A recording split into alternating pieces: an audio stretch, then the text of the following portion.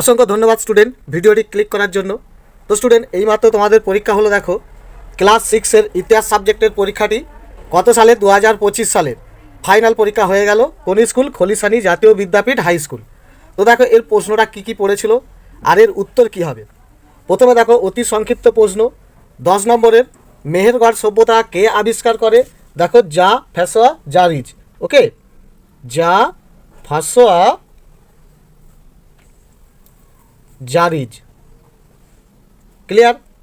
গঙ্গারিদাই, এটা হৃদয় হবে। গঙ্গারিদাই রাজ্যের রাজধানী কি ছিল? দেখো গঙ্গা। ওকে, বা কি লিখতে পারো?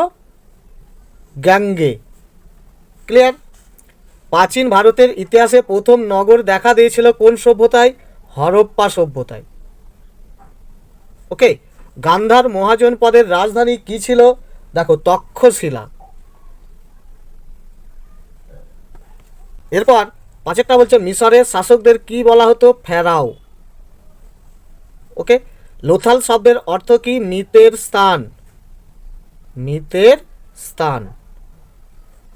ইন্ডিকা গ্রন্থের লেখককে? মেগাস্থিনিস। মেগাস্থিনিস। ওকে, গাথা সপ্তশতী গ্রন্থের লেখককে? সাতবাহন রাজা। সাতবাহন রাজা হাল। ওকে, কে লিখেছিল? হাল। মহাভারতের আদি নাম কি? জয়কাব্য। ক্লিয়ার? ব্যাকট্রিয়ার গ্রিক শাসকদের যবন বলা হতো কোন সাহিত্যে? পুরাণ সাহিত্যে। ওকে, আশা করি এগুলো সঠিক হয়েছে। এরপরে দেখো টিকমার দিয়েছে মেহেরগড় সভ্যতা আবিষ্কৃত হয় দেখো 1974 খ্রিস্টাব্দে। এখানে অপশান ভুল ছিল, ঠিক কারেকশান করে দিয়েছে, এটাই উত্তর হবে।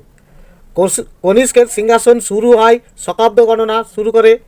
গুপ্ত ও গুপ্ত পরবর্তী আমলে ধর্মীয় উদ্দেশ্যে জমিদানকে বলা হতো দেখো অগ্রহার ব্যবস্থা। বুদ্ধচরিত গ্রন্থের রচয়িতা হচ্ছে দেখো অশ্বঘোষ। হেরোডোটাসের মতে ইন্দুস ছিল পার্সিক সাম্রাজ্যের একটি প্রদেশ। হরপ্পা সভ্যতা ছিল দেখো তাম্র ব্রোঞ্জ যুগের সভ্যতা। সকলোত্তর পতনাথ বলা হয় হর্ষবর্ধন।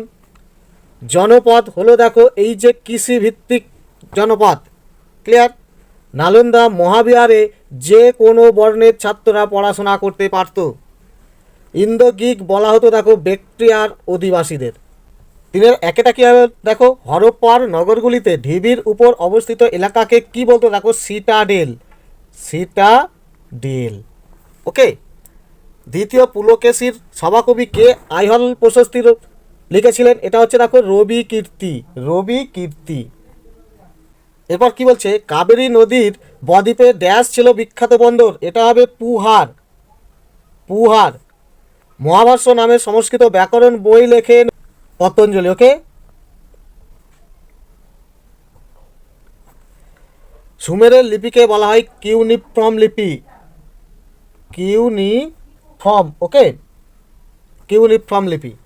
মিশরের ড্যাশ পাথর ভারতীয় উপমহাদেশে আমদানি করা হতো? এটা হবে দেখো কি ল্যাপিস। ল্যাপিস লাজুলি। ক্লিয়ার? এই পাথরটা মিশর থেকে ভারতে আমদানি করা হতো। এরপরে চারে দাগের কি বলেছে? দেখো সত্য মিথ্যা নির্ণয় করো। মিশরীয় লিপিকে হায়ারোগ্লিফ লিপি বলা হয়? এটা হচ্ছে দেখো সত্য। বাঘভট্ট ছিলেন একজন চিকিৎসক। অ্যাকচুয়ালি এখানে বানভট্ট হবে, এই বাঘভট্ট লিখে বলেছে, এটা হবে মিথ্যা। যদি এটাকে আমরা বাঘভট্টই ধরি তাহলে মিথ্যা। রূপো গুপ্ত আমলে রূপোর মুদ্রাকে দিনার বলা হয়, সোনার মুদ্রাকে দিনার বলতো, তাহলে এইটা হবে মিথ্যা। কুষাণ সাম্রাজ্য প্রতিষ্ঠার প্রধান কৃতিত্ব ছিল ভীমকথ-ফিশেস। এটা সত্য। হরপ্পার মানুষ লিখতে জানতেন। এটাও সত্য। মহাকত্তক উপাধি নিয়েছিলেন গৌতমীপুত্র সাতকর্ণী। এটা হবে মিথ্যা। ক্লিয়ার? তো পাঁচেরটাও আবার বলেছে দেখো ক স্তম্ভের সঙ্গে খ স্তম্ভ মেলাতে। দেখো মণি মেখলাই তামিল মহাকাব্য, এটা তোমার 1 ঠিকই করেছো। অজন্তা গুহাচিত্র, এটা 2, এটাও ঠিক হয়েছে। সি ইউকি সোয়াংজাং, এটা 3, এটাও ঠিক। আর নশক ই রুস্তম প্রথম দরাইবৌস, এটাও ঠিক 4। ওকে, এরপর দেখো বলেছে টিকা লেখো 4টি।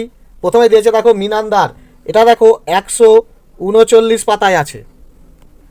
দেখো এখানে দেখতে পাচ্ছ মিনান্দার, এখান থেকে এখানে তত্ত্বটা তুলতে হবে, আশা করি তুলেছো।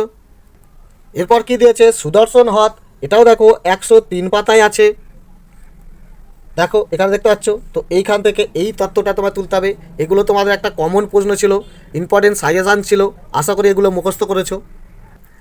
এরপরে কি বলছে জীবক, এটাও দেখো 119 পাতায় আছে। দেখো এখানে দেখতে পাচ্ছ জীবক, তো এখান থেকে এই তথ্যটা তুলতে হবে, আশা করি তুলেছো। এরপর কি আছে এলাহাবাদ প্রশস্তি, এটা কোথায় পাবে, এটা দেখো 92 পাতায় আছে।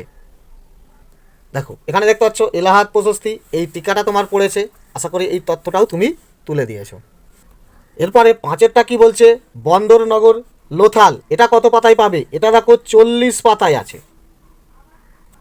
দেখো এখানে দেখতে পাচ্ছ বন্দরনগর লোথাল, তো এই তত্ত্বটা তোমাকে তুলে দিতে হবে। ক্লিয়ার। এবং 6 নম্বর যে টিকাটা দিয়েছিল দেখো বাণভট্টের হর্ষচরিত, এটাও দেখো তুমি 95 পাতাতে পেয়ে যাবে। দেখো এই টিকাটা তোমাকে দিয়েছিল। ক্লিয়ার। তো এই তত্ত্বটাও তোমাকে তুলতে হবে। এরপরে 7 নম্বর দাগেছে দেখো 3টি লিখতে বলেছে বড় প্রশ্ন 6 নম্বর মানের। প্রথমেই বলেছে দেখো হরপ্পা সভ্যতার নগর পরিকল্পনা সম্পর্কে যা জানো লেখো, এটা তোমাদের খুবই সাজেশনমূলক প্রশ্ন। দেখো 35 পাতায় আছে। দেখো এখানে দেখতে পাচ্ছ হরপ্পা সভ্যতার নগর পরিকল্পনা, এই সমস্ত তথ্যগুলো যদি তুমি খুব অল্প কথায় তুলে আসতে পারো তাহলে হয়ে যাবে। আর এই প্রশ্নের উত্তরটা তোমাদের নোট করে দেওয়া হয়েছে, আশা করি তোমরা সুন্দর করে তুলে এসেছো। এরপরে 2 নম্বর কি বলছে প্রাচীন ভারতীয় উপমহাদেশের জলসেচ ব্যবস্থা সম্পর্কে যা জানো লেখো, এটা দেখো 103 পাতায় আছে। দেখো এই যে এই তত্ত্বটা পড়েছিল, দেখো এখান থেকে এখানে এটা তুলতে হবে। এরপরে বলছে দেখো প্রাচীন ভারতীয় উপমহাদেশের শিল্প চর্চা সম্পর্কে যা জানো লেখো, এটা দেখো 122 পাতায়। দেখো এখানে দেখতে পাচ্ছ প্রাচীন ভারতীয় উপমহাদেশের শিল্প চর্চা, তো এখান থেকে যদি এখানে তুলে দিতে পারো তাহলেও কমপ্লিট হয়ে যাবে উত্তরটা। এর পরের প্রশ্ন বলছে সাতবাহন আমলে দক্ষিণ ভারতে গ্রাম জীবন কেমন ছিল বা গ্রাম জীবন সম্পর্কে যা জানো লেখো, এটা দেখো 105 পাতায় আছে। দেখো এখানে দেখতে পাচ্ছ সাতবাহন আমলে দক্ষিণ ভারতের গ্রাম জীবন, তো এই তত্ত্বটা এখান থেকে দেখো এখানে এটা তুলতে হবে। অর্থাৎ প্রশ্নগুলো এখন দেখে মনে হচ্ছে সত্যি এগুলো সাজেশনমূলক একটি প্রশ্ন, আগেও দেওয়া ছিল, মুখস্থ করলে তোমরা অবশ্যই আশা করি লিখেছো। এরপরে দেখো শেষ যে বড় কোশ্চেনটা দিয়েছিল অর্থশাস্ত্র সম্পর্কে যা জানো লেখো, এটিও দেখো 81 পাতায় পরিষ্কারভাবে আছে। দেখো এখানে দেখতে পাচ্ছ অর্থশাস্ত্র, তো এই তত্ত্বটা যদি তুমি প্রথম থেকেই শেষ পর্যন্ত তুলে দিতে পারো তাহলে তোমার এটা একটা 6 নম্বর মানের উত্তর হয়ে যাবে। তো দেখো এই বড় কোশ্চেন তোমার 3টে করা কোনো কঠিন নয়, খুবই সোজা সোজা পড়েছিল। তো আশা করি এই ইতিহাস পরীক্ষাটাও তোমার খুব সুন্দর হয়েছে, ভালো নাম্বার আসবে। ধন্যবাদ।